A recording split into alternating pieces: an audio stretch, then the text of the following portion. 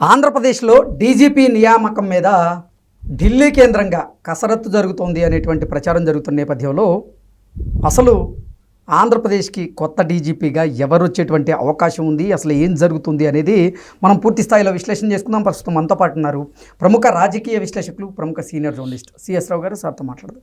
Sir నమస్తే. Sir నమస్తే. ఆంధ్రప్రదేశ్లో కొత్త డీజీపీ నియామకం కోసం ఇప్పుడు ఢిల్లీ కేంద్రంగా కసరత్తు జరుగుతోంది అనేటువంటి ప్రచారం జరుగుతోంది. దీని మీద మీ విశ్లేషణ ఏంటి సార్? సో ఆల్రెడీ డీజీపీ ఉన్నారు కదా హరీష్ కుమార్ గుప్తా గారు, మళ్ళీ ఢిల్లీలో డీజీపీ నియామకం మీద కసరత్తు చేయటం ఏంటి అని చెప్పి అనుకోవచ్చు ఎవరైనా. హరీష్ కుమార్ గుప్తా గారు అడిషనల్ డీజీపీ, అడిషనల్గా బాధ్యతలు నిర్వహిస్తున్నారు. ఓకే, అదనపు బాధ్యతలు నిర్వహిస్తున్నారు ఆయన, అంతే తప్ప ఫుల్ ప్లెడ్జెడ్ డీజీపీ కాదు. ఓకే, ఈ మధ్య కాలంలో కేంద్ర ప్రభుత్వం ఒక నిర్ణయం తీసుకుంది. అన్ని రాష్ట్రాలకి ఆదేశాలు పంపించారు. పర్మనెంట్ డీజీపీని మీరు నియమించుకోండి, యూపీపీఎస్సి సంబంధించినటువంటి గైడ్లైన్స్ ప్రకారం అని చెప్పి ఒక ఆదేశాలు, ఒక సర్క్యులర్ ఇచ్చింది అన్ని రాష్ట్రాలకి.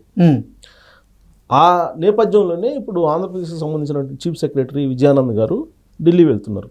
ఓకే, ఢిల్లీ వెళ్ళి అక్కడ హోంశాఖ, కేంద్ర హోంశాఖకు సంబంధించినటువంటి వాళ్ళు, అలాగే యూపీఎస్సికి సంబంధించినటువంటి వాళ్ళు ప్రతినిధులు, అలాగే ఆయా రాష్ట్రాలకు సంబంధించినటువంటి చీఫ్ సెక్రటరీలు మీటింగ్ జరుగుతుంది.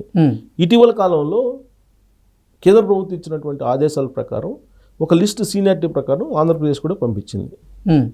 ఆ లిస్టులో ఉన్నటువంటి వాళ్ళు ఎవరు? సీనియారిటీ ప్రకారం అంజన్ కుమార్ గారు ఆల్రెడీ తెలంగాణ డీజీపీగా చేశారు. తెలంగాణ డీజీపీగా చేసి 2023 అసెంబ్లీ ఎన్నికల సందర్భంగా ఎన్నికల కమిషన్ ఆగ్రహానికి గురయ్యి ఆయన పక్క తప్పుకున్నారు డీజీపీ పదవి నుంచి. ఎందుకు? ఆ రోజున రిజల్ట్ రాగానే పూర్తి స్థాయిలో ఎన్నికల కమిషను అనౌన్స్ చేయకుండానే ఆ మధ్యాహ్నం వెళ్ళి రేవంత్ రెడ్డి గారి దగ్గరికి వెళ్ళి పుష్పగుచ్చాలు ఇచ్చారు. గుర్తుంటే ఉంటుంది ఆ దృశ్యం అందరికీ. ఆ కారణంగా ఆయన్ని డీజీపీగా తొలగించారు.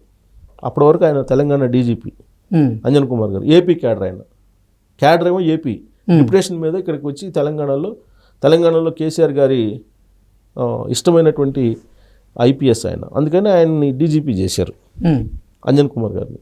సో అంజన్ కుమార్ గారు డీజీపీగా ఇక్కడ చేస్తూ ఎన్నికల సందర్భంగా పక్కకు తప్పుకోవాల్సిన పరిస్థితి ఏర్పడింది. ఆ తర్వాత ఏమైంది? రీసెంట్గా కేంద్ర ప్రభుత్వం ఇచ్చినటువంటి మార్గదర్శకాల ప్రకారం ఏ రాష్ట్రానికి సంబంధించిన క్యాడర్ ఆ రాష్ట్రానికి వెళ్ళిపోండి అని చెప్పింది. చెప్పినప్పుడు కొంతమంది ఐపీఎస్లు, ఐఏఎస్లు మళ్ళీ ఆంధ్రప్రదేశ్కి వెళ్ళారు. ఆంధ్రప్రదేశ్లో ఉండేటువంటి వాళ్ళు తెలంగాణకు వచ్చారు. మొన్నటి వరకు డిప్యుటేషన్ మీద ఉన్నటువంటి వాళ్ళందరూ కూడా ఎవరికి వాళ్ళే అటు ఇటు వెళ్ళిపోయారు. ఇప్పుడు మనకి చూస్తే కనుక ఐఏఎస్లు కూడా చాలామంది వెళ్ళిపోయారు, ఐఏఎస్లు అలాగే ఐపీఎస్లు కూడా. ఇప్పుడు ఆయన ఏపీ క్యాడర్ కాబట్టి ఆయన అక్కడ ఉన్నారు. అంజన్ కుమార్ గారు సీనియారిటీ ప్రకారం ఆయన ఫస్ట్ ఉన్నారు, సీనియారిటీ ప్రకారం చూస్తే. ఆ తర్వాత మాదిరెడ్డి ప్రతాప్ ఆయన ఉన్నారు సీనియారిటీలో, మాదిరెడ్డి ప్రతాప్ గారు. ఆయన తర్వాత అమిత్ గార్గ్, ఆ తర్వాత మాదిరెడ్డి ప్రతాప్ గారి తర్వాత హరీష్ కుమార్ గుప్తా గారు, హరీష్ కుమార్ గుప్తా గారి తర్వాత అమిత్ గార్గే. సో ఈ లిస్టును పంపించారు. ఈ లిస్టులో మూడింటిని ఎంపిక చేస్తారు. ఓకే, ఇప్పుడు ఢిల్లీలో జరిగేటువంటి మీటింగ్లో 3 పేర్లని ఎంపిక చేస్తారు. ఈ 3 పేర్లను ఎంపిక చేసి ఈ 3లో రాష్ట్ర ప్రభుత్వానికి ఒక ఎంపిక చేసుకోమంటారు. 3లో ఎవరైనా ఓకే, మీకు ఎవరు కావాలో చెప్తే దాన్ని బట్టి ఫైనల్ చేస్తారు, ఆప్షన్ ఇస్తారు రాష్ట్ర ప్రభుత్వానికి. సో ఇప్పుడు అంజన్ కుమార్ గారు, మాదిరెడ్డి ప్రతాప్, అలాగే హరీష్ కుమార్ గుప్తా గారు, ఈ 3లో ఫైనల్ చేసి ఆ 3 పేర్లు ఇచ్చే అవకాశం ఉంది అని అంటున్నారు. ఆ 3లో ఎవరికి ఏ ఆప్షన్ ఇస్తుంది ఆంధ్రప్రదేశ్ ప్రభుత్వం, చంద్రబాబు గారి ప్రభుత్వం అని అంటే ఇప్పుడు ఉన్నటువంటి డీజీపీ హరీష్ కుమార్ గుప్తా గారే కదా. రాష్ట్ర ప్రభుత్వమే నియమించుకుంది కదా, చంద్రబాబు గారి ప్రభుత్వమే, చంద్రబాబు నాయుడు గారే ఎంపిక చేసుకున్నారు కదా ఆయన్ని. అవును, ఆయన పనితీరు ఈ మధ్యకాలంలో కొంత బాగుంది, కొంచెం దూకుడుగా వెళ్తున్నారు, రాష్ట్రం మీద పూర్తి స్థాయిలో అవగాహన కూడా వచ్చింది అనేటువంటి అభిప్రాయం కూడా ఆంధ్రప్రదేశ్ రాష్ట్ర ప్రభుత్వానికి ఉంది. ఇలాంటి పరిస్థితుల్లో ఎవరిని ఎంపిక చేసుకుంటారు? హరీష్ కుమార్ గుప్తా గారినే ఎంపిక చేసుకుంటారు. ఓకే, సో దాంతో ఇప్పుడు అక్కడి నుంచి ఇప్పుడు శంఖంలో పోస్తే కానీ తీర్థం అవుతుంది. సో ఆ కమిటీ మీటింగ్లో ఫైనల్ అయిపోతే ఈయన ఇంకా ఫుల్ ఫ్లెడ్జ్డ్ అంటే అదనపు బాధ్యతల నుంచి ఇంకా ఫుల్ ఫ్లెడ్జ్డ్ గా ఆయన DGP గా నియామకం అయ్యే అవకాశం ఉంది హరీష్ కుమార్ గుప్తా గారు. అది జరిగితే కనుక 2 years పాటు కంటిన్యూగా ఆయనే ఉండే అవకాశం ఉంది హరీష్ కుమార్ గుప్తా గారు. యాక్చువల్గా హరీష్ కుమార్ గుప్తా గారు డీజీపీగా ఎన్నికలప్పుడే బాధ్యతలు స్వీకరించారు.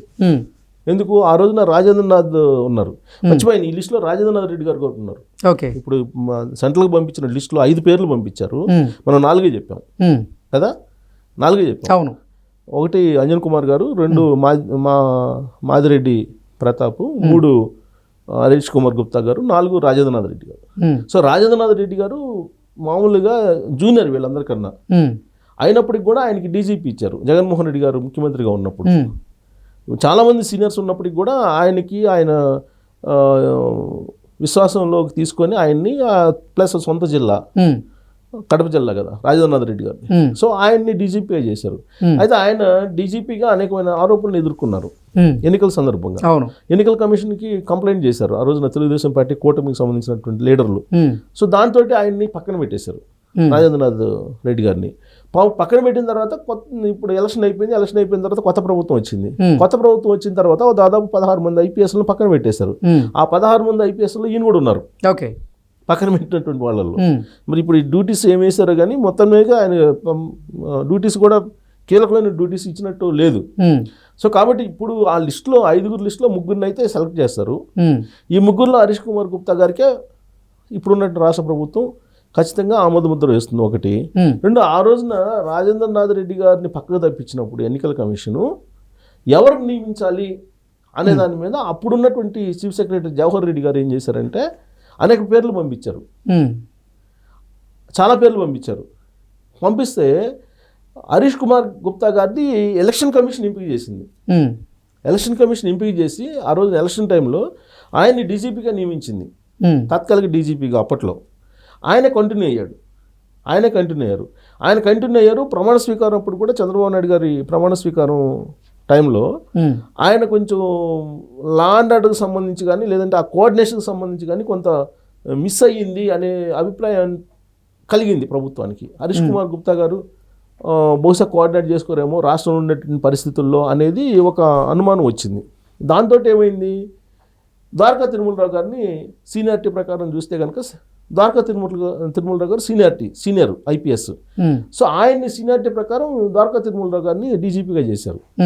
సో రీసెంట్ వరకు ఉన్నారు కదా ఆయన, ఇప్పుడు ఆర్టీసీకి సంబంధించినటువంటి ఎండీగా ఉన్నారు, సో ఎండీఓ చైర్మన్ ఉన్నారు. సో ఆయన ఆర్టీసీకి వెళ్ళిపోయారు, రిటైర్ అయిపోయిన తర్వాత ఇప్పుడు హరీష్ కుమార్ గుప్తా గారిని డీజీపీగా కొనసాగిస్తున్నారు. సో ఈ క్రమంలో కేంద్ర ప్రభుత్వం ఇచ్చినటువంటి ఆదేశాలు ఏంటంటే ఫుల్ ఫ్లెడ్జ్డ్ డీజీపీలని నియమించుకోండి అని చెప్పి రాష్ట్రాలన్నిటికీ కూడా ఇచ్చారు. ఎందుకంటే ఫుల్ ఫ్లెడ్జ్డ్ డీజీపీలు అయితే కనుక సీనియారిటీ ప్రకారం వాళ్ళ ఉంటుంది, యూపీఎస్సీ నామ్స్ ప్రకారం చేయాలి. యూపీఎస్సీ నామ్స్ని పక్కన పెట్టేసి చాలామంది, ఇప్పుడు రాజేంద్రనాథ్ రెడ్డి గారు ఉన్నారు, యూపీఎస్సీ నామ్స్ ప్రకారం అయితే ఆయన అప్పట్లో ఫిట్ గారు, ఇప్పుడంటే సీనియారిటీ పెరిగింది కాబట్టి ఇప్పుడు ఓకే లిస్టులో పంపించారు. బట్ ఎక్కడో ఇంతమంది సీనియర్స్ ఉండగా జూనియర్ని తీసుకొచ్చి డీజీపీ G20 యూపీఎస్సీ నామ్స్కి ఇప్పుడు 5 మందిని పంపించాలి. ఈ 5 మందిలో 3ని సెలెక్ట్ చేస్తారు, 3లో ఒకరిని తీసుకోవాలి ఆప్షన్, అంతే తప్ప ఎవరైనా సరే నా ఇష్టం అని అంటే కుదరదు. కాకపోతే అప్పుడు నడిచింది, అది జగన్మోహన్ రెడ్డి గారికి నడిచింది, కేంద్ర ప్రభుత్వం కూడా సహకరించింది. కాకపోతే నామ్స్ ప్రకారం లేదు అనేది యూపీఎస్సీ కేంద్ర ప్రభుత్వానికి తెలియజేస్తే కేంద్ర ప్రభుత్వం మార్గదర్శకాలు జారీ చేసింది, మీరు యూపీఎస్సీ నామ్స్ ప్రకారం మీరు నియామకాలు చేసుకోండి, ఫుల్ ఫ్లెడ్జ్డ్ డీజీపీని నియమించుకోండి అని చెప్పి. ఆ క్రమంలో ఇప్పుడు ఢిల్లీలో అత్యంత కీలకమైనటువంటి మీటింగ్ జరుగుతుంది. ఆ మీటింగ్లో ఫైనల్ అయ్యేటువంటి పేరు కూడా బహుశా హరీష్ కుమార్ గుప్తా గారిదే. అది కాకుండా జరిగితే అసలు ఇంకా పెద్ద పొలిటికల్ డిస్కషన్ జరిగింది. ఒకవేళ హరీష్ కుమార్ గుప్తా గారు కాకుండా ఎవరిని ఎంపిక చేయాలి, మాదిరెడ్డిని ఎంపిక చేయాలి, లేదా అంజన్ కుమార్ గారిని ఎంపిక చేయాలి, లేదా రాజేంద్రనాథ్ రెడ్డి గారిని ఎంపిక చేయాలి. వీటిలో ఏ జరిగినా కానీ రాజకీయపరమైన దుమారం లేగిద్ది కదా. అందులో ఎన్డీఏలో కీలక భాగస్వామి కదా కూటమి, తెలుగుదేశం పార్టీ, అలాగే జనసేన పార్టీ. కాబట్టి ఆ ఎంపికలు జరిగే అవకాశం లేదు. హరీష్ కుమార్ గుప్తా గారే మళ్ళీ ఫుల్ ఫ్లెడ్జ్డ్ డీజీపీగా నియామకం అయ్యేదానికి 100% అవకాశం ఉంది. అది మిస్ఫైర్ అయితే మాత్రం పొలిటికల్ ఇష్యూ చాలా అవుతుంది, దేశ స్థాయిలో అవుతుంది, జాతీయ స్థాయిలో పొలిటికల్ ఇష్యూ అవుతుంది. సో కాబట్టి అంత ఛాన్స్ ఉండకపోవచ్చు, ఉండదు కూడా. Okay sir, thank you so much. Thank you.